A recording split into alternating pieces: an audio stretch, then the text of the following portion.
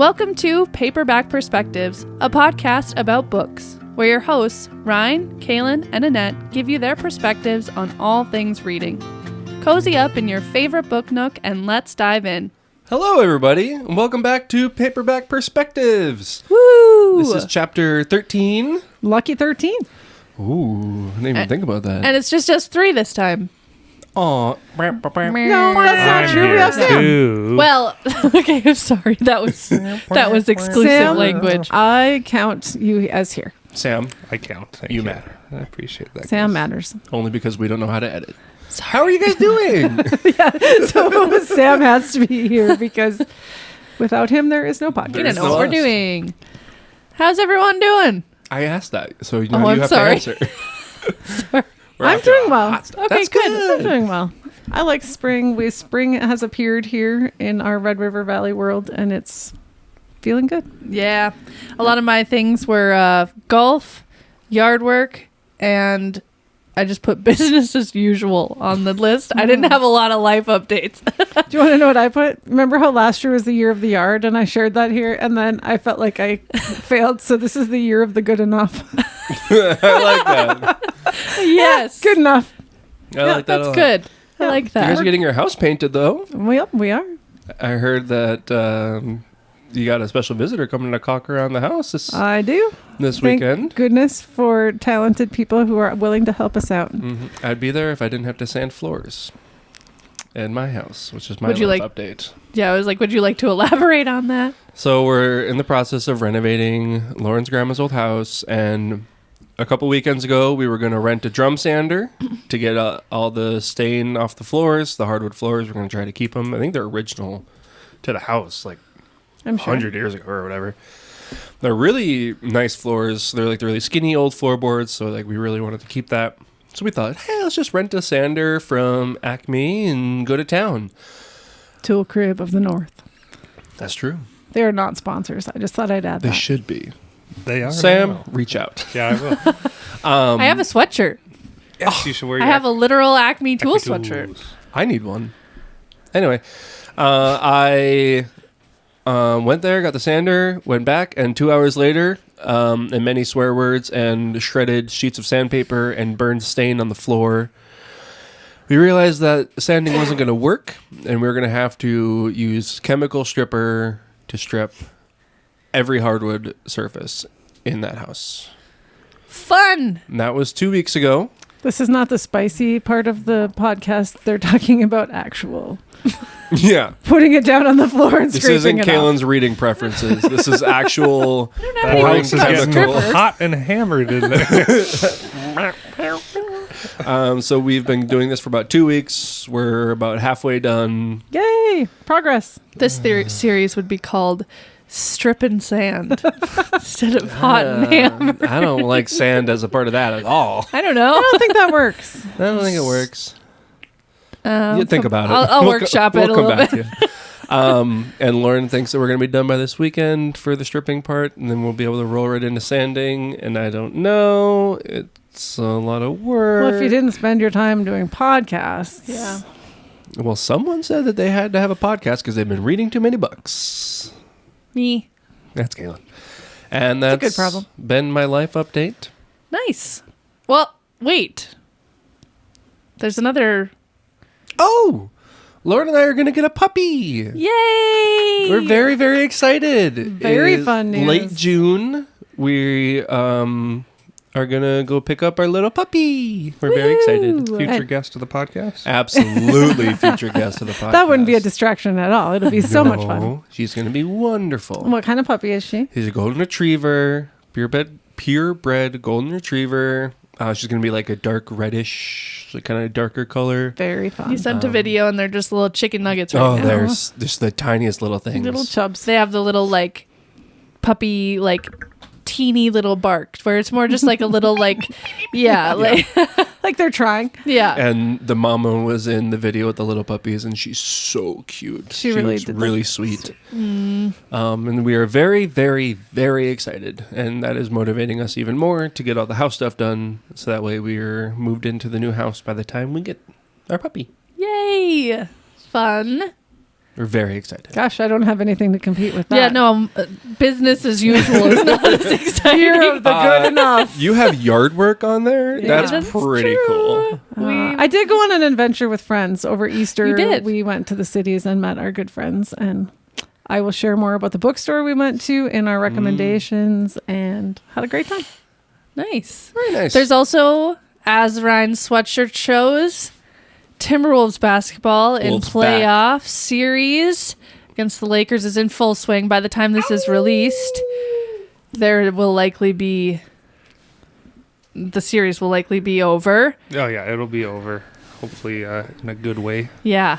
Yeah. But Yeah, Sam and I are very, very, very invested I'm already Wolves sweating, fans. and it's 2 hours before tip. Yeah. So the game they play tonight for possibly winning the series. So They're up on the Lakers 3-1 right now for all you hoopers out there. the last game, Sam and I were literally yelling and jumping. We did one of the hug jumps and then a chest pump, and we were like, yeah, Fantastic. in the living room. I have to channel all of my, because the games have been so late that Lauren has been asleep by the time the games are done, so I have to channel all of my watching into texting. And so I apologize to Sam and my friend Nick, who are both diehard Wolves fans, and they just get text after text after text and that's okay. at 11:30 at night. There's That's external all right. processors and internal processors. Yep. and I wish I could be I'm one of external, but Sam and I kind of joke too because watching. No, you are the external processor. You have to share the I information. know, I wish You I are could vocally do it, but my wife is asleep, Okay. and I don't want the wrath. Just like of to say Lauren. you've never been an internal processor once in your life. Oh God, no! if it's in my head, it's coming out my mouth. Sam's an internal processor, and Sam will calmly be sitting reclined on the couch while the I've game heard is about going this. on, and he just is silent, just sweating, wiping sweat from his eyebrow and his lip. And then I'm standing probably the whole game. I'm lunging and squatting and in weird positions, Doing a little dance my in front of gosh. Sam. yeah. Yep. Making really intense eye contact with Sam during really intense moments. I'm like, are you seeing this? And so I we say, process "I'm trying games to." very differently. Yeah. Yeah. We work. together. We work out. As Lauren has gotten a little glimpse of what playoff Ryan is like when the Twins and Patriots have been in the playoffs. Thankfully, for our relationship's sake, they haven't been in the playoffs much because I'm a lot when it's time for my teams to be in the playoffs. And I'm only been a Wolves fan, seriously a Wolves fan for 3 years, and I'm still nervously sweating during these games. So I can't even imagine what you I guys are do remember when Lauren first was in the picture and around, and we tried to prepare her for baseball season, Ryan. There's and- And preparing. Patriot Ryan. And Patriots game, Ryan. Those are and two different Ryans. She was like, he probably won't be different. And then I remember her being like, oh. I'm bipolar. I'm totally different people. I woke up for the Cubs-Dodgers series earlier this year when they were in Japan. I woke up at 4:30 in the morning to watch those Didn't games. everyone? On a work day. Well, Lauren was like, "You're not seriously doing that." And I'm like, "Yeah, I am." She's like, "Do these games matter?" Kinda. Yeah. I mean, there's 161 other ones, but I am gonna wake up at 4:30 in the morning. But it was Could not get it. It was the season beginning. why- It was debut. I've realized there's sports people and there's not sports people. We have as a podcast an update we would like to share. Yeah. That's very exciting. So Hey, hit it. What am I hitting? The celebration. Which one is it? Sure. That works. all right. We shared on our last podcast about the Senate bill SB yeah, 2307, the book banning right. bill that was going through the North Dakota Senate.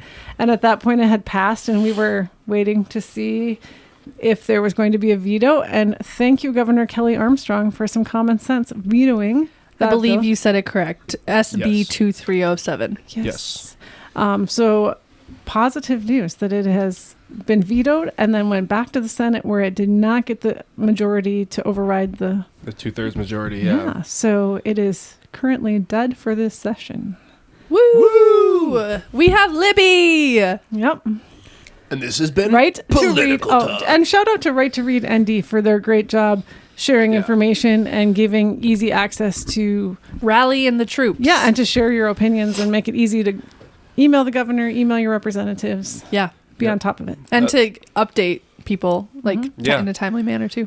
And this doesn't mean it's over. Like, I'm sure other things are going to pop up too. So make sure you stay following them, stay active on like social media, and going to more read-ins and things that are happening. Because other states, for our listeners in other states, have not maybe fared so well as of Yeah. now. So keep at So it. exciting for us, but We'll keep the fight. yeah. Keep fighting the Keep fight. fighting the fight. Political talk. All right.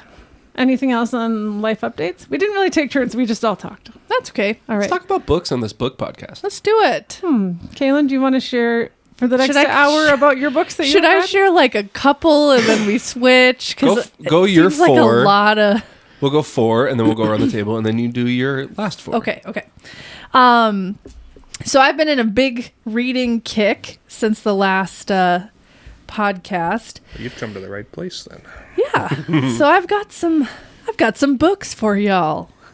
Well, The- let's hear them. The first one is, I think I maybe talked about it on the last one, I can't remember, but it's The Love Hypothesis by Allie Hazelwood. It's one that I've seen a lot on TikTok, Instagram as just like a well-recommended book in the romance genre. And so it's a STEM, except now it's STEAM. At the time it was written, I think it was STEM, but STEAM-based book. So it's a female and a male scientist. She's in the graduate program, and he is I don't know if you would call it professor, or like he is on staff. He's like a researcher there. And they are forced proximity, made to be in a fake relationship. What could happen? And you'll never believe what happens. Everyone dies and it's not happy. That makes sense. Lies. Just kidding. It's your classic, like just romantic comedy, and it's just very cute and wholesome. I can't remember what I rated it. Let's look at story. Comment down below what you Graph. think Kaylin rated it. Okay. What was that? That's my voice. That's our 5th guess. Yeah. My This is my reading- fake voice. This is my real voice. My reading journal, I rated it.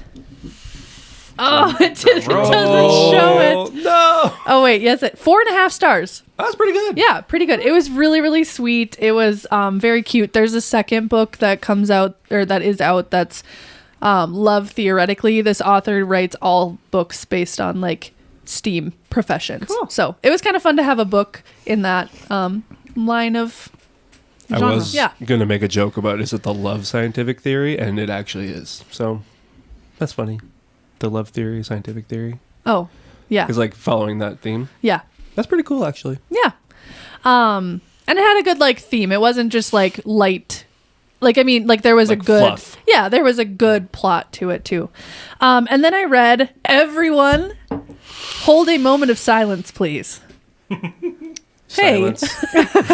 Can't help it. I know this. The giggle. I have finished my Mount Everest. The camera's over I there. have climbed Mount Everest. Yay! Shadow of Night by Deborah Harkness has been completed. Yay! the And 5-episode saga. I would argue maybe 7 episode saga. The book she had to buy after the library stress.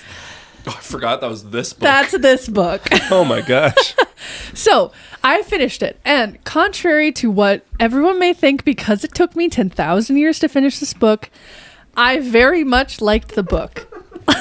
Like, she was like pointing at Mom. She was like, you shouldn't read the next one. And I was like, no. Well, you've been stressed about this one for months. Why would you read the next one? Because it was one of those things where I was at a time where I just had no time to sit and read. And this was the physical book I had at the time. So it just was slow. There's a lot of names in it. So every time I came back to it, I didn't make a ton of progress because I was like, oh, who's this person and who's this person? If I had just had time to sit and read it, which is what I did to finish it, then I went fast and I really enjoyed it. But it was just always like, when you get back into it, oh, you got to kind of step back for a minute and remember who's who. But I really liked it. I gave it 4 stars. So I will be reading the next one, but after a hiatus from the series. So that was a fun accomplishment that I had. Then I read The God of the Woods by Liz Moore. I have that book on my desk at school that my friend brought me. Do you? Carrie brought it to me, and it's sitting on my desk. I like the cover. I think the cover is kind of cool. It's a very cool cover. Yeah, is it We're not playing that does it game look right like now. It's a hardcover. does it have the like tree or foliage in the Yes. background with the pink drip? Like it looks like that. Yes. Okay. Yes. Sam will pop up a picture in YouTube for you guys to see it, but I would say maybe slightly underwhelmed from what I thought, but still good. The What premise did you sounded good. Do think? you want to say what it's about? Yeah. So it is about, I'm just going to get kind of it's a missing child whose disappearance sends equal shockwaves through 3 very different worlds: an opulent Adirondack summer estate, the rustic team summer camp that operates in its shadow, and the blue-collar community that serves them both. So back in the past, there is a kid that goes missing, a Van Laar, who is like a high-class a kid from a high class family, and so it's a major big deal. And then fast forward however many years, I think it's 15 years, 13, something like that, his sister goes missing, Barbara Van Laar. And so it's you kind of pop back and forth between the past and the present, following along with the past disappearance of this kid and then now the current what's going on. And it pops back and forth between a lot of different perspectives. So I always kind of like when a book does a lot of different perspectives. But at first it took me a little bit. I did it in audio, and the narrator didn't totally, they switched voices a little bit, but not, sometimes I kind of got confused of like who this perspective is coming from. Do you think it would have come across better with a different narrator or if you read it paperback? I think it would come across better if I read it physically. Okay. But overall, it was really good, and the twist at the end was good. Don't and give it away. I have I'm it to not read. gonna. Okay. I'm not gonna do No it. spoilers here. I gave that one 4 stars. But yeah, it was good. Okay. I liked it. And then the 4th book, and then I'll hand it over to someone else before we go back. But it was Darling Girls by Sally Hepworth, and this was I'll just read this book because it's free, or it was just available on Libby. Like I was just trying to find books that were available on Libby now because I didn't have any that were available at the time. I had a lot of holds for like weeks at a time, and then Because everyone knows if you've used Libby, you put books on hold and they give you all different times, and then they all come in at the same time and you panic. Yes. This one I gave 3.5 stars, Yeah. which for me, this is kind of a low rating. Yeah, that is. I don't really give that, like, I don't give 3 stars very often, so 3.5 is It's kind of pretty like, meh for you. yeah. And I think it was because the main characters annoyed the crap out of me. It was kind of one of those where it's just like you're pleading the characters to just tell the truth to people because it will make life so much easier. You know, those mysteries where they're like, I'm not going to tell the cops anything and I'm going to solve it myself. And it's like, ugh, you're not solving anything. You're making things way worse for yourself, which I get. You need to have a plot to write a book, but it's just kind of infuriating, you know? So it was fine. Fine. Yeah. Okay. And then you could really, really see the ending coming too. Like, it wasn't really a twist at the end. It was kind of, That's fair. all right. I We saw don't that have to coming. love every book we read. Kind of ends like a wet fart. Elaborate. Anyway, I don't know if I'd put it that. I I think don't know that if I sounds have more to. like a 2-star read. Oh, okay. We'll adjust the scale as we go on. So those are my first 4, and I will let you guys do some, and then I'll circle back. You want to go or do you want me to? sure, I can go. All right. I finished Day the World Came to Town by Jim DeFede, which is the one about September 11th in Nova Scotia, where the planes had to go land. And it was a nonfiction book, and it was really interesting, and it made me remember, or it made you connect with real people from that day. So it wasn't a book you would just sit down and read cover to cover, but it kind of read as like you read a little bit at a time. And I feel this is kind of branching off into a different topic, I guess. Not really. It's still 9/11 relevant, but I feel kind of disconnected from 9/11 because I was, everyone's like, where were you? What happened on that day? And obviously I don't remember that day.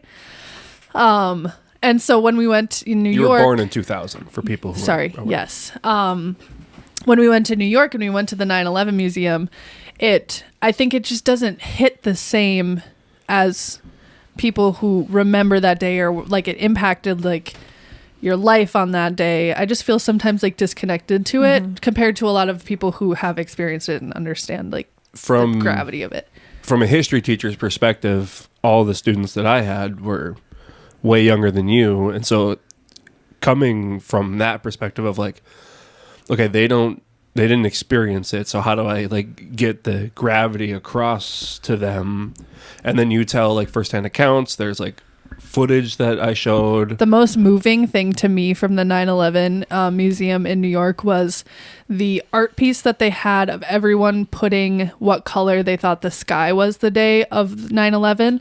And so it's just this giant mural of a ton of blues and grays and like indigos, and it's just like showing how everyone kind of like perceived the day. It's a lot more like of the moody like dark blues versus like a bright summer day. And it was like a nice day. Like it was so it was just like a nice cool like way to put it into perspective for all the people like where were you? I always struggled with how to get that across to kids too, because it's kind of like sorry, go ahead. I was say this book just follows the lives of different people who were either on the planes or in the air traffic controller or air traffic tower or helping on the ground meet the needs of these people. So was it sad?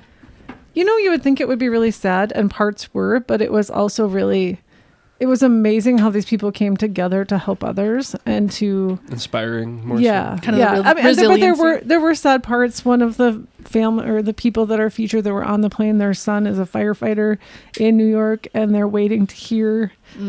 And so there's definitely sad parts and there's lots of connections that way, but the overall book didn't leave you with like a heavy, sad feeling. It left you with like a kind of a remarkable... Look how resilient people can be. And in a horrible situation, how people stepped up. Yeah.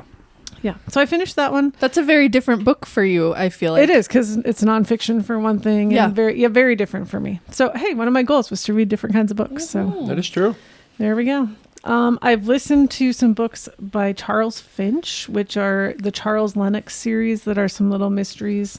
Nothing too deep, nothing too crazy. Sounded like that's a good thing to have after your 9/11 book. Yeah. One was called Beautiful Blue Death. I mean, they sound like, but they're very cozy mystery kind of books. One was called The September Society. I read The Frozen River by Ariel Lahone. The more I hear about this, the more I really want to read it. I really enjoyed that book. I don't know anything about this book. Oh, okay. So this book follows, based on the journals of a real person in 1700s Maine, and she's a midwife, and it follows her life as a midwife as this mystery is unfolding in this small town, and a body is found in the river. And there's a lot of intrigue as to what has happened. There's some background as to this person wasn't a really good person. And so dead person wasn't? Yeah. Okay. So some questions of justice and when it is deserved and when it isn't. And I thought the main character in it was so much fun to read and follow. And she was like, the author developed her so well and gave you really cool insight into her. I thought of you, Kaylin, because it really was like women's health before women's health was talked about and was a big thing. So that one, I really enjoyed that one. What was it called? The Frozen River by Ariel Lahone, Lawhon. So really liked that one. And then on a completely different note, I read When the Moon Hatched by Sarah A. Parker. Which is a thick book if you're not watching. Book. So this one, the moons in this book are actually dragons who, when the dragons die, they go up in the sky and curl up and become moons. That's cool. And there's a lot of world building. It starts with a very cool map. The world that it's on, it is not an Earth-based world. So at first it starts out by explaining time and how these auroras work and things. And I was trying to find, because I had a really cool intro and I took my sticky note off too soon. Oh no. I know. You know me and how I like intros. You do like intros. You do like a good intro. But anyway, it's like an edgy fairy tale Okay. to it, and it ends with "to be continued" and leaves you like hanging. And the next one doesn't come out till October, and then it's going to be in hardcover, so we'll have to decide. I know. Would you recommend to somebody to read this book? I would. Okay. Yeah, I enjoyed it. Yeah. She has a unique writing style. It's almost, if you've ever read a book that's written in prose, it's not quite there, but it reminded me of that. It's kind of lyrical, kind of written in... It's very intellectual for this podcast. Sorry. The book itself is not that deep. Reminder, we don't have a guest this week. We don't need to impress anybody. It's just Sam. It's just me over here. Sam, did that impress you when I used those words? Prose. You're a real pro. Yeah. Yeah, okay. Quick question. Do the vast majority of readers prefer paperback over hardcover? I think it's a hotly contested debate. Yeah. I love a good hardcover book, I but like they cost a hardcover. lot more. I prefer paperback. Me too. Like by a is it? lot. Is it just because it's more... I think it's just how it free feels. Just wait till yeah. Kaylin talks about the book we're going to talk about later. She's very into how that book Sorry, is built. Max that thing. I Jump the know. gun. Here, I found the intro. Okay. For those who feel small and quiet, spread those wings and roar. Ooh. I know. I a good intro. Also, the art on there is cool. The art is very cool on the intro. Oh my. And on some of the chapters. Oh my word, that is Yeah. beautiful. Yeah. So Cool. I think you will like it. Awesome. Nice. I do recommend it. If you like fantasy, I recommend it. The world building at the beginning, just like any book like that, you have to kind of patience your way through that a little bit and be like, yeah, okay, and then We're building. yeah, and then the last 2/3 goes fast and is very whoa. Sounds good. Then let's see. Oh, so I have an update on one of our past guests. So we had John on. Their dad, my husband, who on our non-reader episode. Your dad. On our non-reader episode, and I have an update because I don't think he can claim that anymore. I think he's a reader. Woo! So he discovered an author named Christy Dixon, and he has read, oh my gosh, like 10, 12 of her books in the last few months. And she has a mystery that he recommended, or a series of mysteries that he recommended to me. And I really wanted to love it, and I feel like I'm letting him down because I didn't love it. What was the name of the It was series? called Murder with a Side of Bacon by Christy Dixon. So maybe her thing is more fantasy he reads the ones that are the fantasy, and this one was a mystery. Didn't love it. So it was free on Kindle, so at least, there's that. All right. Give it a shot. I don't think you're letting anyone down. I think that's just book preferences. I know. Yeah. And I don't think it's a surprise that he and I would like different books. No. No, I don't not think at so all. either. I think Dad's reading tastes are like perfectly in line with my reading tastes. So I'll be interested to read it and see. You know how what? We I should. like it. I'll get the name of the fantasy series he's reading, or just look up Christy Dixon and read it because he's been very caught up in those. 'Kay. Nice. Very That's a nice. good update. Thanks. How about Ryan? What do you have? Well, I got some books I got to talk about. I finished 2 books since the last podcast. I finished The Way of Kings by Brandon Sanderson, all 1,650 pages of it. The shortest book in the series. Oh, And it was phenomenal. I can't wait to read it's part of a series called the Stormlight Archive. I can't wait to read the rest of that, but also all of his books are connected, so you have to read all of them. You don't have to, but like don't start unless you're ready You to don't dedicate your whole life. you don't have to read all of them, but like there's some characters that like intertwine from like book to book, but like you don't like they're not like essential in They one way or could another. be standalone. Right, like the second book that I read is technically a standalone, but Jordan said it like kind of falls into this timeline order, and I'm following a reading guide that I found online too. So if you would like to read Brandon Sanderson, I have a website that we could link. I do somewhere. want the website because I will eventually be reading this. How about I post it to Twitter? I mean, X, the Everything app. Everything happens on X. That sounds wonderful. And then you can look at it there, just like everybody else. Perfect. You say Jordan's reading this too? Or he's Jordan has read the main, like most of the mainline books. Now he's kind of going off into the one-offs. Like Jordan is Ryan's friend Yes. from college and has also remained friends since college. And he's very much a fantasy reader, enjoyer, just like I am. And it's like the book Trust of the Emerald Sea that I read a while ago. That's a standalone. That's like in the same like realm of all these books, but like you don't need it to read the other ones. And he hasn't read that one yet, but he's read all the other ones. So it's really is like there's supposed to be an order, but like you can do whatever you want. So Way of Kings, very high fantasy, a lot of characters, a lot of things going on. What does that mean, high fantasy? Like Looked it up the other day. I You don't know keep what- talking. I I'll don't get know what back. Game that of means. Thronesian. There's like complicated characters, big world, a lot of shit happening. Is there? Sorry. What's the other kind of fantasy? If it's not, Low fantasy, obviously. I mean, is that true? I don't know. Okay. I have no idea what it is. You got it? I do. High fantasy is a fantasy subgenre characterized by a richly detailed secondary world with its own unique history, magic, and mythology, often featuring epic quests, world-threatening conflicts, and fantastical creatures. Think of stories with a grand scope, like Tolkien's Lord of the Rings. Akatar, I think, would also fall into that category too. Court of Thorns and Roses. Yeah. So that's Okay. I think it's Yeah. kind of just like when it's not set in, which is contemporary, I believe. like Earth. Is the Yeah. So then it's more like magical realism. Like Yeah. if you're on Yeah. Earth, but there's some magic happening. I Yeah. think so. You don't have to build the whole world because we all know what. Yeah. Earth is. Here we I are. think that would make sense. Earth.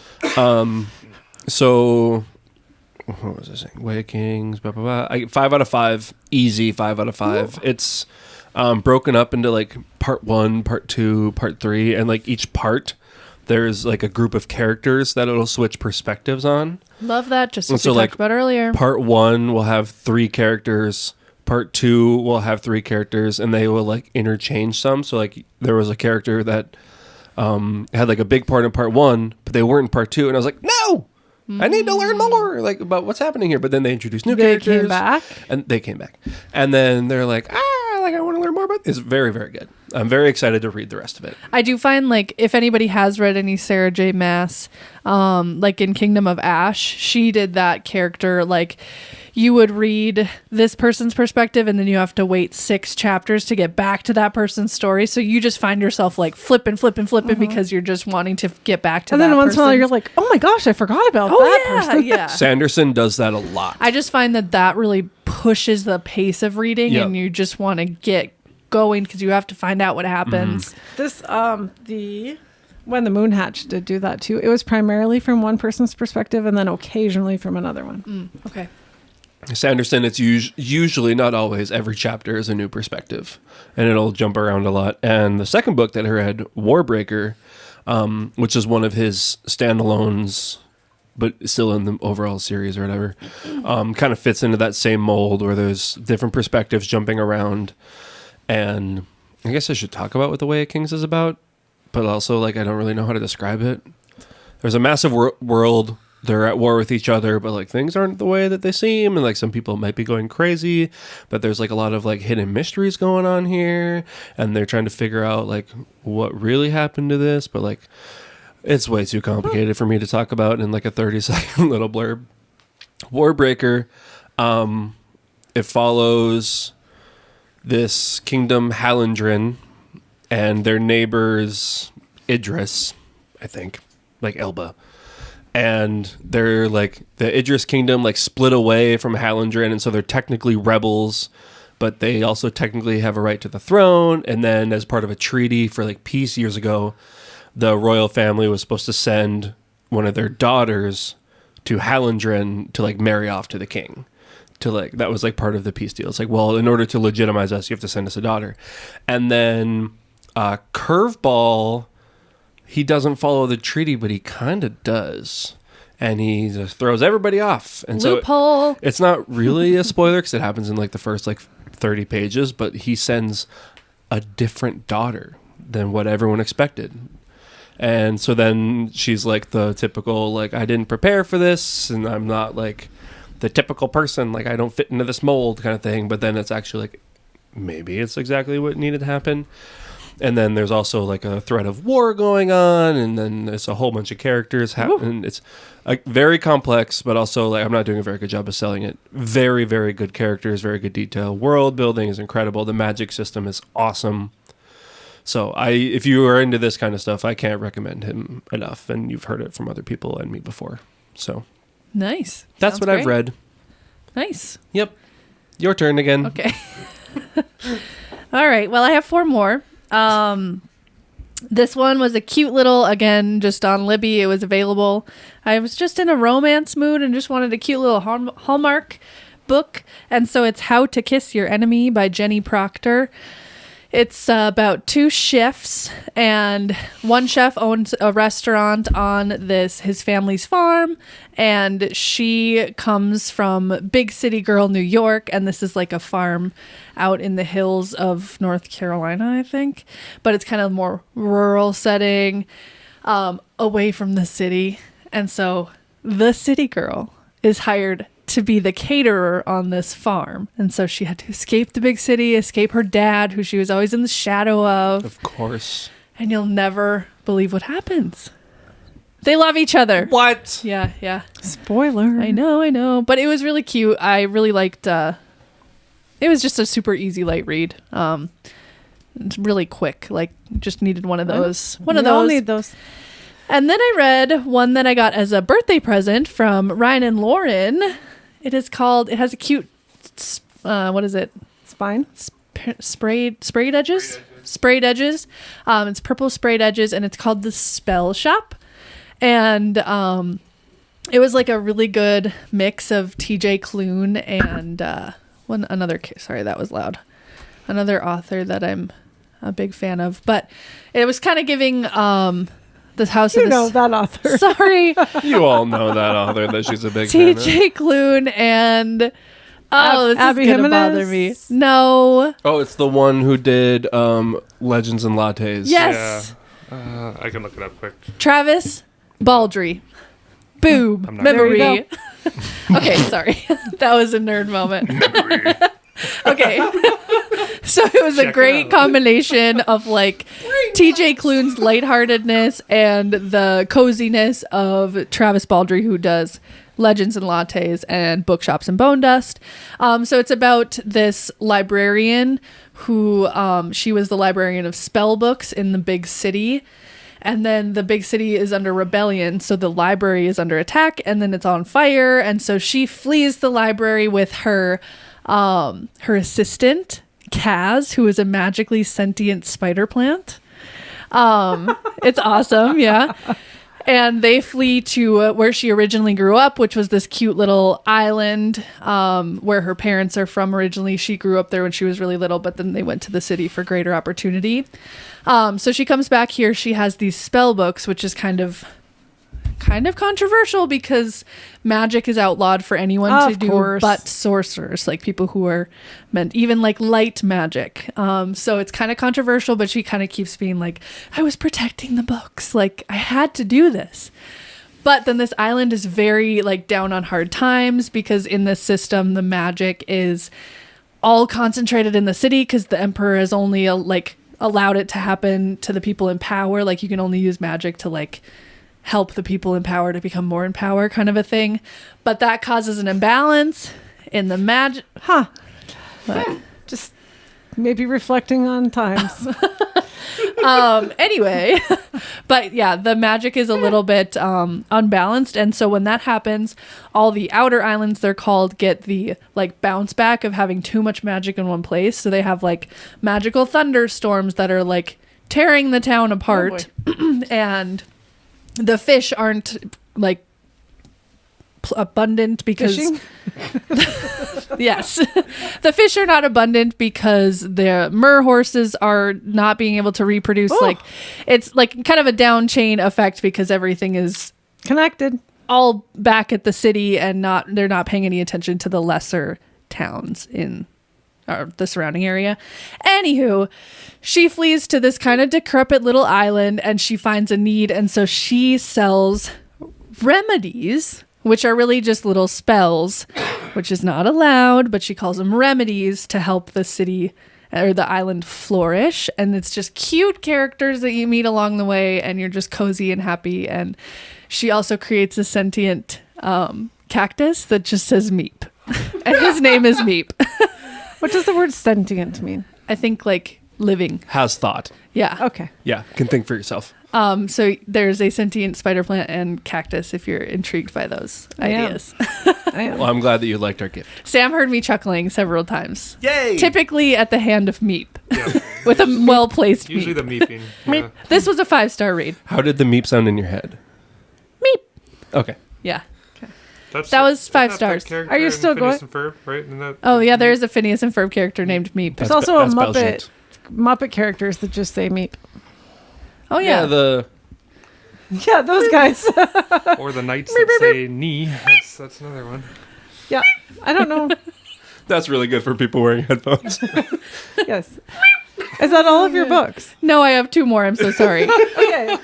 Love Rebooted. This was one on Audible that was free by Katie Summers. It represents autism well. There's 2 characters in this book who have autism, and she does like a really good job of representing autism in females. You don't have to talk fast. It's okay. I didn't mean to rush you. Now I'm feeling very rushed. You're talking very fast. I know, because I'm feeling rushed. Sam will just slow down your speech in post. Okay. So this book represents female autism very well because female autism presents differently than male. The author, I looked it up because I wanted to see like what she has in terms of experience with autism. She also has autism. So Did you know that it's often not diagnosed until much later in life in females? yes, and it is discussed in the book about that. The show on Netflix, Love on the Spectrum, actually discusses that and addresses it really well. And they're not afraid to talk about it in like a very real way. So if you like that, Love on the Spectrum. It's a very cute show. Lauren cries.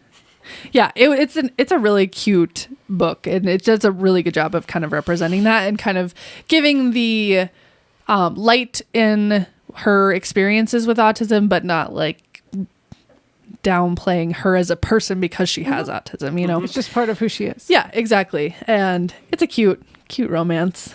And then the last one is Butcher and Blackbird by Bryn Weaver. It is a dark romantic comedy. So it's actually about 2 serial killers who fall in love. They are serial killers who kill serial killers. Yes. I was waiting for some profound thought there, but we just got Okay. I thought I was going to have a profound thought, and my brain just said, It is quite dark. There's trigger warnings at the beginning just to kind of give you a heads up of what this book will include. So heed those. And what did you think? I loved it. I thought it was funny. I thought it was a bit spicy. Can I show you my bookmark now? Oh, yes. All right, I made her wait to see this bookmark, so I'm going to share about a book. As you guys know, I like me some smut. I'm not afraid to admit it. So I went to a new bookstore when we were in the cities, and you get a free bookmark when you buy a book there. So I thought of you when I saw this one. And for people watching, we have a little picture of Jesus in the corner with the words, "Is that smut?" And it made me laugh and think, I need to pick this bookmark. That is amazing. So this is for you. Thank you. I love this. Why, yes, Jesus, it is. Jesus was watching. It's just sex. I like how you fold Yeah. them into the book. Like, get in there, Get dude. in there, Jesus. Don't watch me. We're watch sorry if this. we offend anybody on our podcast. Oh, man. just sex. But my favorite part about this book is the male character and the male narrator is I Irish. bet it is. Mother! Annette! Get out of here. This actually is a great segue to my part here. Go to timeout. If you have kids listening, don't let them listen to this because he'll do the like, okay, cover the ears. Ah, you feckin' idiot. Or, you wee shite. You wee shite. And I love that. That's awesome. It makes me want to say it a lot. What is the name of this book? Butcher and Blackbird. And you listen to it? Yes. Okay. The recording is really good. It has a male and a female, and I really like when they do that. And they're both really good narrators. By and who? then Sorry. Bryn Weaver. What part of, you liking this book was the fact that it's like a point of view you never read about before? Like, it sounds like totally unique. Like, Good question. Serial killers killing serial killers. Yeah, so it was kind of a good mystery. Well, not mystery, but that dark aspect to it, where most romances I read are like cutesy, adorable, aww. Puppies, bake shop. They're That was hard to bakers. There's cute little magic, sentient talking plants, like, And then serial killers. and then it's like serial killers that there's cannibalism, and there's jeez. Whoa! I told you it's dark. They know- don't do cannibalism, but the people that they're killing kill do the cannibalism. cannibalism. I should give a warning that in the end of the Frozen River, there is a pretty graphic scene that also happens. Not cannibalism, but pretty graphic. So for listeners that are, just be aware of that. Yeah. So in this, That if you're books are going to great. read this series, just listen to those trigger warnings, because she does a good job of outlining the things that are going to happen. So if there's any that you're like, steer clear from, then I wouldn't read the book. But it is a dark romantic comedy, emphasis on the dark. Yeah. Don't go Well, in thinking it's a cute. After that quick update on what we've read. Yeah. So sorry. No, only you're been fine. 45 It's about books. We're here Yeah. to talk about books. So And now I'm currently reading the second book of that series. Oh, it's a series. Yes, there's 3 in there. So now it's Leather and Lark. Leather and Lark, serial- if you're the Irish. How many serial killers can you possibly kill? There Well, can't it's be that many of them. 3 brothers. These aren't well, kind of. In this one, she like hunts down. She had child sexual abuse in her past, and so she hunts down child predators. And then he's a contract killer in this one. Oh, so it's different characters. Yes, and it follows the 3 brothers. So Oh, okay. Rowan's in the first one. He's the middle brother, and then this one is the contract killer. He's the older, and then the third one is the youngest brother. He's a doctor. Oh, that's going to be interesting. Yes. Okay. There you go. I would recommend the series, though. It's really good. Nice. Yeah. I wrote it down. It sounds good. Yeah. What are you reading right now, Mom? I am reading Thunderhead at school, which is book 2 in the Scythe series by Neil Schusterman. Thunderhead is the sentient. Now that I know that word. Thunderhead is the computer program that kind of controls the world. And this book is written, Thunderhead is kind of giving the omniscient view of what's happening with the scythes. So it's different. I like it, but I don't love it, but I'm intrigued by it, so I'm still reading it. You're saying it's Sounds from like a the good- perspective of the computer program? sort Yeah, of? a lot of it is. That's like, super cool. it is interesting. Interesting. I think you would like it, Sam. Actually, it's kind of, Mm. I don't know. It I can see you like it's it. Yeah. piqued my interest. We have the books, so they're yours tomorrow. They're not hardcover, though, which you expressed as your favorite. They're paperback. I won't read a paperback. Okay. Miss me with that. All right. Should we And the announce other one, I'm waiting to start another book because we have an announcement today. an announcement? For the first time in paperback perspective history. In our long 13 Deep. chapter history. We are going to do a group read Book club. And we have selected The Fourth Wing by Rebecca Yarros. Which a lot of people have already read. We're a little late to the party. whoops. But none of us have read it, and also then maybe in hopes of having a lot of people have read it, then you guys will have already. A lot of conversation. We're not like spoiling something, Right. especially if you Right. haven't Right. gotten to it yet. Yeah. So And I'm assuming that we'll finish the book by the time our next episode I think we should aim for comes that. out. Yeah. So if you want to read along with us, you have a month. Yeah. And we could post some updates of how it's going, like where we each are, maybe. If we can coordinate that. You have 1 month. That's your update. There you go. you're overestimating her social media skills. Yeah. Ooh. I've had 2 tweets in the last month, and they've both happened in the last 2 days. Hey, it's a start. So you have 1 month. You have 1 month. Be warned. All right. I will say, because a lot of people have read this, in order to get ready for this, I looked up reviews of the book. You know what we would call some of these reviews? Earmuffs. Feckin' idiots. Okay, these cracked me up. So I have 5-star and I have 1-star. Can I read the synopsis quick? Please do. 20-year-old Violet Sorengale was supposed to enter the Scribe Quadrant, living a quiet life among books and history. Now, the commanding general, also known as her tough as Talon's mother, has ordered Violet to join the hundreds of candidates striving to become the elite of Navarre. Not sure if that's how you pronounce it, but that's how I'm going to pronounce it. Dragon Riders. But when you're smaller than everyone else and your body is brittle, death is only a heartbeat away because dragons don't bond to fragile humans. They incinerate them. With fewer dragons willing to bond than cadets, most would kill Violet to better their own chances of success. The rest would kill her just for being her mother's daughter. Like Xaden Riorson, the most powerful and ruthless wing leader in the Riders Quadrant. She'll need every edge her... Oops. Sorry. She'll need every edge her wits can give her just to see the next sunrise.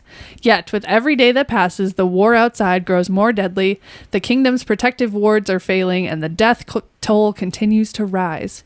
Even worse, Violet begins to suspect leadership is hiding a terrible secret. Friends, enemies, lovers, everyone at Bazgath War College has an agenda, because once you enter, there are only two ways out. Graduate Or die. You have 1 month. Thank you. the tagline is, "The dragon without its rider is a tragedy. A rider without its dragon is dead." So I have read the first 10 pages. Oh, Because okay, sure. We all wait, we announce it, and someone goes and reads the first 10 Well, pages. I had just finished my other books, and I wanted to start another one, and I was like, oh, I might as well start So the book did club we. book. Well, I will have you know that after 10 pages, I stopped because I didn't want to get too far ahead, and I started reading The Arabs, A History. So, No spoilers, I haven't started that one. well, same. there you go.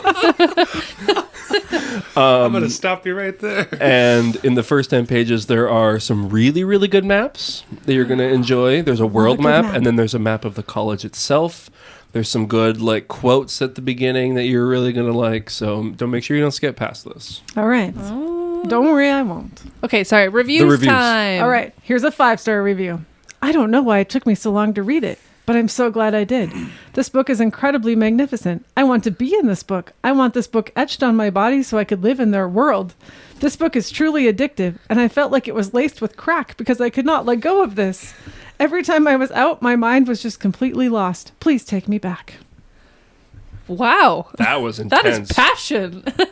Here's More passion. More energy. Can I read a 1-star review now? I should have DNF'd this when I found out he wears skinny jeans. What? Who reads a book so closely that they are Oh my god. outlining This their book- outfits and you're immediately This just book aghast? about dragons has a guy in skinny jeans. I guess I am so. I feel like it's a safety feature. You don't want big flapping legs They catching talk on the about that in the dragon. first 10 pages. Well, this She's person like, doesn't know. They DNF'd once they found out about it. well, like she's like, you're gonna go to dragon school. You need to wear DNF like did not finish. tight clothes because the wind will just knock you right off. And it's like, yeah, duh. But he wears skinny jeans, so this book sucks. Here's another 5-star. This is the type of book that you become obsessed with and make your whole personality. The type of book you create millions of playlists for. The type of book that you want everyone to read, but at the same time want to gatekeep because you think no one will ever love and understand it the way you do. That's a good one. That sounds like I how like we that are one. with Akatar. yeah. I like that one. Okay. This is my favorite 1-star. Fourth Wing is historically inaccurate, particularly regarding the logistics of the War College and the portrayal of the rebels. Everything was realistic, including the dragons, except for the way they established the war college. I feel like maybe this person put this on the wrong... This person needs to go touch grass. Go outside. What do you mean it's not historically? Did they notice the dragons on the front of the... Speaking of dragons book? on the front, look at this one. I got it at Main Street Books in Minot, and it has... I've never had a book with, like, That's inscribed... There's dragons all along the edges. Are those dragons depicted in a historically accurate way? This person's history is apparently different than mine because I was not familiar with that history. Are there dragons in The Arabs, A History? Not You yet. found that yet? Okay. Okay. I just finished the introduction. So far, No dragons. So what are they really hiding from us? DNF for me then. Yeah. Yeah. Come on. So Right. you have 1 month. Say it. Do the roar. You have 1 month. What if I don't finish?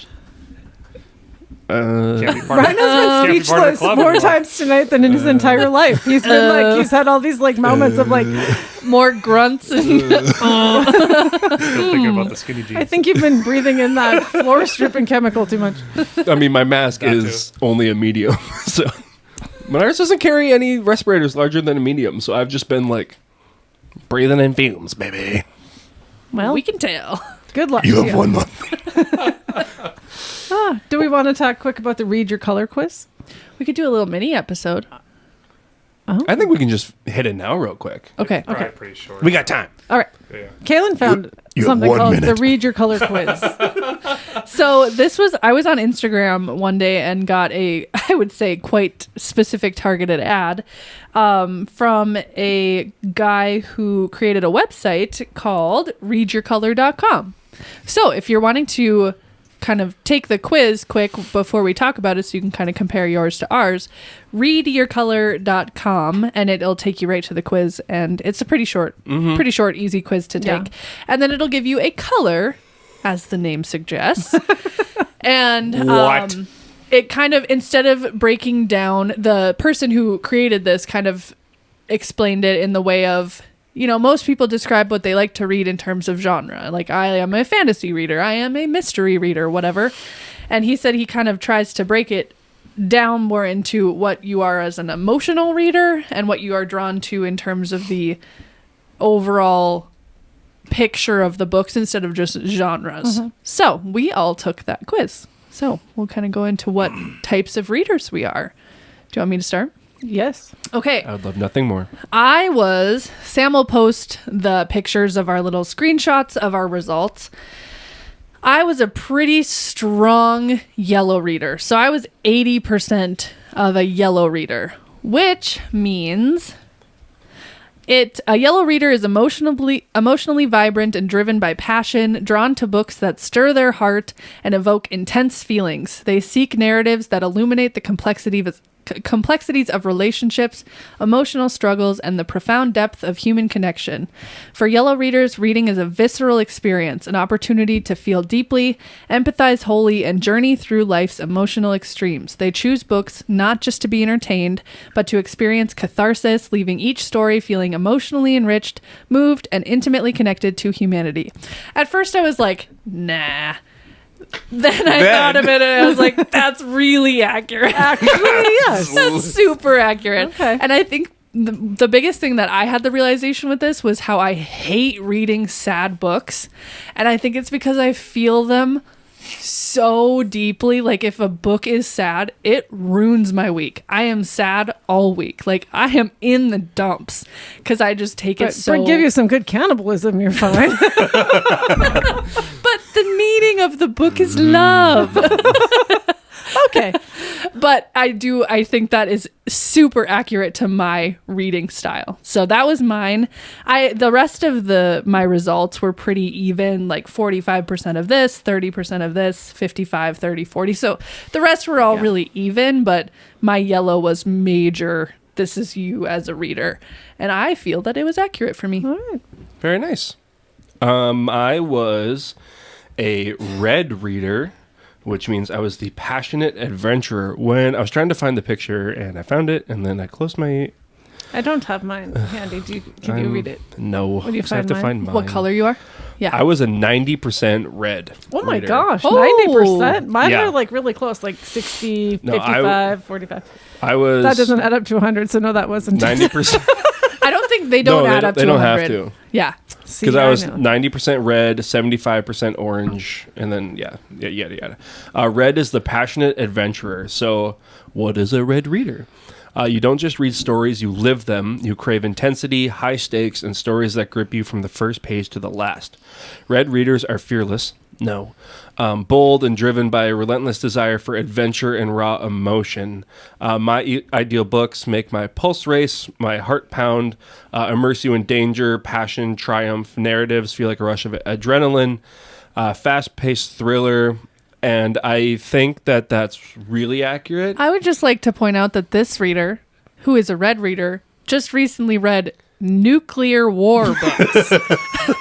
Accurate. It's a nuclear war scenario, a very good book by Annie Jacobson. But when they said like the fiction preferences, they were The Silent Patient, which I loved, and Andy Weir's Project Hail Mary, my favorite book of all time. Oh my gosh, nailed it. Which is like crazy. And also on mine, the recommendations for Yellow Reader were 2 of my favorite books as well. Yeah, and That's cool. nonfiction is Devil in the White City, which I have on my shelf to read, and Unbroken.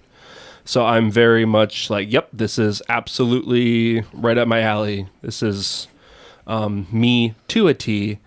And I was just very interested to like, because I kind of had that same thought too. I was like, fearless? No, like I'm very much not like that. I'm very much like a reserve. But like my stories that I like to read, even like TV shows that I like to watch, like they have to have some sort of like action. Like I love like that, you know, Yeah. like, what's going to happen? And the best stories are the ones. He's fearless. You have 1 month. The best stories are the ones, and I was just actually talking about this earlier this week with Evan. We were talking about TV shows that we like, and I was like, I like TV shows that feel like they have stakes to them. Like, I don't like the ones who are like, oh, and then at the end they'll live happily ever after. Like every now and Okay, then. but you also I know, like but like, Psych. I do like Psych, and that, but like the ones that like grip me, it's like, because Psych is something different, but like shows that like there's real stakes, or like Sanderson does this in his Life books, or like death. A character could die at any moment, and like you won't see it coming, and it makes everything feel more grounded and real, I think, to me, which I really much enjoy. Like there's something to be said about really lighthearted romps and everything, like everything's gonna be fine, but also like my favorite books are like you never know what's gonna happen.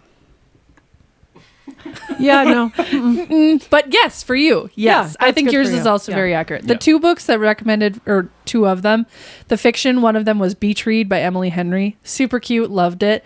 And then the nonfiction preferences was The Glass Castle by Jeanette Walls, which I've talked about before. And again, one of my favorite books that I've read. So I thought it was cool too that the recommendations were 2 of my favorite books I've ever read. Yeah. So And they have, if you keep scrolling, like after you take the quiz, they have even more Yeah. recommendations that you would like to. So I'm going to keep reading all those. Okay. I was like really close on 3 categories. My red, my blue, and my, oh, now I don't have it in front of me. Red, blue, and yellow. Or no, red, orange, and yellow. We're really close together. Sorry. Panicking. I can't read and talk. which is interesting. You're a red, orange, and a yellow, as Yeah. we're very red, very yellow. And then you have and my little orange in highest there, was too. orange, actually. Orange thrives on masterful world building. They look for stories with imagination, exploration, and vivid storytelling. Map making. Transports them far beyond Love the a good map. ordinary. Yeah. Seek out expansive worlds, epic adventures, and richly detailed narratives, which I do love a book that just tells a really good story, and that kind of spoke to that. And this for me. explains a lot why orange was my second one. Yeah, because Brandon Sanderson is one of the authors that comes up on there. I actually haven't read any of the books that are on there, ones you would like, which I thought was interesting. But it talked about, I'm not 100% sure that this was accurate for me, because under my nonfiction it said historical narratives. But I do like historical fiction. I so think that maybe would that's classify it. as just, yeah. Okay. Because it still tells a historical story. But you're also just not a nonfiction person. So I think that any of, you're going to maybe be hesitant because it's like, it's not really my genre anyway. But you also like learning about like I do. Like, I love 20th century Britain. You just read a 9/11 book that you really enjoyed. when it has a good story to found it, it interesting. I didn't really enjoy it. Oh, but okay. you're not gonna read Arabs history, but you're Sorry gonna to let read. you down, Ryan, but I am not. How many people are? But you're But gonna I've read have a Warrior like, King that takes place Yeah, in exactly. the Arab world. Yeah. We did have a few readers that also took our survey or reported their results from the read your color quiz, and I don't know if they want us to share their results or not. Sam, did you take the quiz? Yeah, I don't remember what I was. Do you have access come to on, that? Well, I Sam. texted it. If you can just. Oh, come on, Kaylin. A month ago, he texted you a thing. Oh my Come gosh. on, we I think one of the people that responded was one of our guests, so I think we could share that. Well, actually, I've got it. I've got it. Sam is also a red reader, so What percent? 65%. Oh, Yeah, I thought I wow. was kind of And then a 50% purple, 45 and 45 green and red. Purple is the unbound innovator, whatever that means. Yeah, I don't know what the heck. One thing I thought was very Weirdo. interesting, one of our former guests, I don't think he would mind, Tom, the English teacher, if you remember that episode. If not, go listen to it. It's an Yeah. awesome episode. He is a blue reader, which I think all of us I think that scored was my the lowest one. and Sam, Tom's recommendation of his book that everyone should read, I tried to read, and it didn't work. A blue reader is Didn't work, yeah. the introspective oracle. I was a 15% blue. I was 30%. I think I was like 1. That's I not can check. possible. I have the pictures of it now. Sam, you were 35% blue. 35% blue, man. Really? What? 35. Wow. Do you have John's? I don't know because you just told us he took it. You'll have to have him. We'll send share it, that but, one on the note. The blue reader is introspective and reflective, down to narratives that explore the deep, quiet complexities of the human soul. They love books that invite contemplation, offering thoughtful insights and philosophical depth. For them, reading is an act of self-discovery, providing serenity and clarity as they uncover profound truths about life and themselves.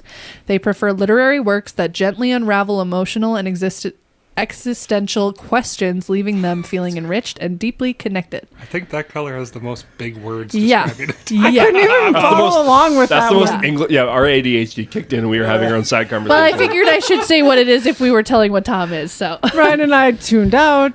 Tom is an English teacher. That's all you got to know. it sounds just like a very deep. We Like love you, those are people that read a book and are like, I saw all of these wonderful metaphors to my life. And He sent me a picture one day. He was reading some classical book, and I was like, "Nah, and then I'm there's gonna us. go back to my dragons." Our metaphor is the one that used skinny like or jeans. as. That's what it used to be. There's- Yeah. I don't remember. And I'm just like, it was so cute. I felt so happy reading this Yeah. book. The blues are the people who listen to us and say, I got deeper meaning from that book. I understood go- what he said when he said meep. Well, what does that mean? What does meep mean? No, when he uses meep in this context, what do you think it truly means for his character? There we go. So those are our colors. Let's so get out of here. take the quiz, see what color you are. You can Yeah, always share let with us us. know. And then comment below. I'll probably try to put up you can do polls on Spotify. I noticed. I'll probably put cool. that up as a poll. that's cool. what I'll put it color. on So cool. Instagram too. You can do polls Yeah. on Instagram. I'll put it on X, the everything app. Everything happens on X. Anyway, Alright. do we have Brian's recommendations? just gonna keep going I with need that. to go. Some of us have recommendations. I do. Hey, would you share? Whoa. Lauren and I, like I mentioned earlier, about like super like high action, like intense shows. We've been watching The Last of Us, which has been releasing its new season on Max, and it is phenomenal. It is an incredible show. Lauren and I rewatched season 1 to prepare for season 2, and oh boy, it's intense, it's emotional, it's incredible. Go watch it. Quick question, Yes? not to draw it on further. What would be the way to say that? Draw it out. Draw it out. Thank you. Not on, out, above, aboard. What are you drawing on? I don't know. Would you say it's true to the video game? Like we were talking about movies to books, or I would books to- say, yeah. There's some things that are like a little exaggerated. It was a video game, like, yes, they before. expand on, yeah, they're like some of the best rated video games of all time. They're get with it. You going? That was a very funny visual joke. Just Sorry? mom nodding along. Oh yeah, I I'll love this." pretend I know what's going on. There's like they go a little bit deeper in some of like the side characters, like backstories and stuff, to make it a little bit more meaningful. But I would say yes, it is pretty faithful to the video games. Perfect. Just And- heavy breathing to the sides. Here. It's a very good show. Can't recommend it enough. And then I've also, in part of my ADHD things, I realized, and this is more of a question than a recommendation, but I didn't know where else to fit it. Nick, and Lucas, we often rant about things. Nick and Lucas, friends and former coworkers of mine. And we joked about starting like a newsletter thing called And Another Thing, where we just rant about things. So where we just like write about something and we just talk about it, because Sam is subject to that every single day at work. And I apologize for that. First editor. You really are. Yeah. And I was just wondering if would people be interested in just hearing like unfiltered, like just a newsletter thing from like me or you guys, or like just like if you got something to talk about, you write it in here and then we send it out to people. I don't know how it's going to work. It's a perfect blog opportunity there. I mean, I don't know how to do that, but I don't either. I want to make a website easy. Use Squarespace. Creed thoughts. Yeah. Whatever. Yeah. We need to get Squarespace as a sponsor so that way we can make that happen. You work on that. Yeah. I'll work on that. Anyway, so I just want, like, if you want unfiltered thoughts from any of us, mostly me, let me know if that's something you're interested in. Or if not, I'm just going to do it anyways. All right. Do you have a recommendation, Caleb? I need to go home. I've been thinking this whole time for one, and I haven't had one. I have one that you'll all like. That we'll all like. Recommend the Timberwolves. Go watch Wolves. I'd recommend they win tonight. Yep. Go ahead. Now let's read. If you know the Wolves, they howl. Wolves do howl. Like Wolves be howl. If you've ever known a wolf before, if you they make a met sound. a wolf. If you know dogs, they bark. We're about 10 You minutes ever too long. met a here. duck? Wow. They quack. Quacks like a duck. Might be a duck. Quack Jack. Yeah, there's no blue readers in this. There you go. That's for sure. Okay, continue. Whatever type of reader you are, I have a segue here. Whatever type of reader you are, I found a bookstore that has great books for you. When we were in Minneapolis, we went to Inkwell Booksellers Company, and it is on 426 East Hennepin Avenue in Minneapolis, and it is awesome. And they have a coffee bar and chalkboards above all their book sections with the coolest drawings and recommendations. And I took some pictures, which we can post. So I wanted to wait till I talked about it on the podcast before we posted it.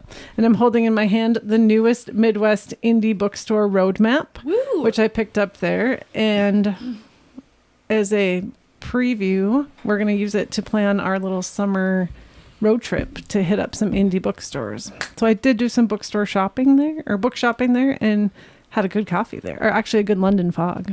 So Ooh, that's a big deal. if you're in the area there, it was a really cool bookstore. I chatted with the owner, she was awesome, and we had a really good visit. I can't wait to go on this bookstore trip, and we can be on the go.